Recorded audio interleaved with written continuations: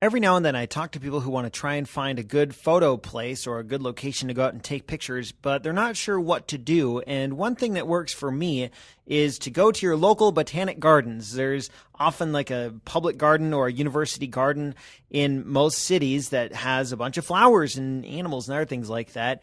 And I know what you're probably thinking right now. Flowers, bugs, nature, that's oh so cliche. Well, maybe, but if nothing else, think of it as a learning opportunity to learn more things about your camera and a chance to go experience nature. And besides, you might think that other people have taken lots of pictures of flowers or bugs or whatever, and there's nothing more that you can add to that larger conversation as a whole about flowers and photos and everything else.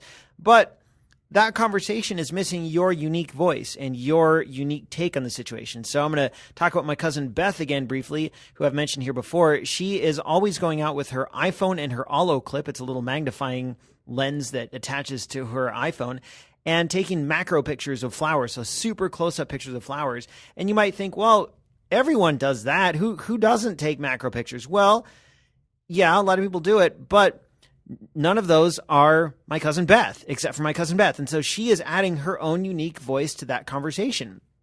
And her pictures are awesome. And you can find her on Instagram. Her name is Beth Rings.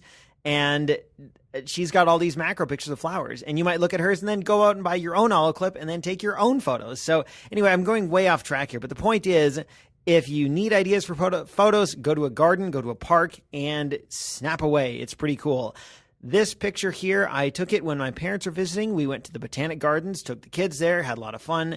And there was this one part where there was all these monarch butterflies swarming on this patch of flowers. There was like dozens of these butterflies, and they were huge. And I really wanted to get a shot of a butterfly sitting on a flower, much like what you see here. And it was kind of a strange scene. There's me and my dad, and we're both sort of scooting around on our knees with our cameras in front of us, and we're contorting our bodies to find a good angle. And it actually kind of worked. It was tricky to balance all the elements of the situation and get what I was looking for, which was, number one, a clear shot of a monarch butterfly. Number two, on a flower.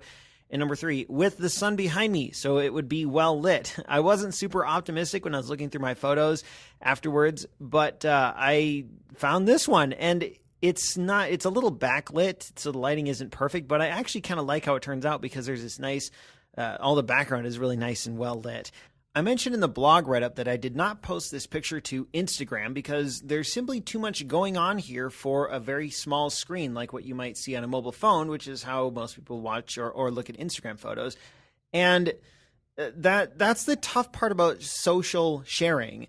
Instagram and Facebook and even things like Snapchat, all the photos are compressed, they're tiny, and they're competing for space and likes with millions of other pictures. And that's one reason why I think there's room for everything. I like Instagram, but I also like this blog, and I like Flickr. And I like to try and use the larger format of this blog and the writing space available to go for sort of a quality versus quantity angle. For instance, here you can click through any photo and find the original on Flickr and download a super high-res version if you want. And you can't do that on Instagram, and that's kind of a bummer. Sometimes I'd like a bigger version of a photo. That's, again, another tangent, and sorry about all the tangents here today. But do whatever you got to do to get your photos out. But if you're looking for a little bit more than Instagram, then maybe check out Flickr or set up your own blog. The lesson here, though, to get back to the photo itself, is do what you got to do to get the shot. You might look silly doing it, like scooting around on your hands and knees with your camera held out in front. But you know what? Lots of people do lots of silly things, and we don't think twice about it. Remember, selfie sticks exist. And if selfie sticks exist, then people can't be too concerned about what others might think of them, because those things are just weird. Anyway, thanks a lot for listening.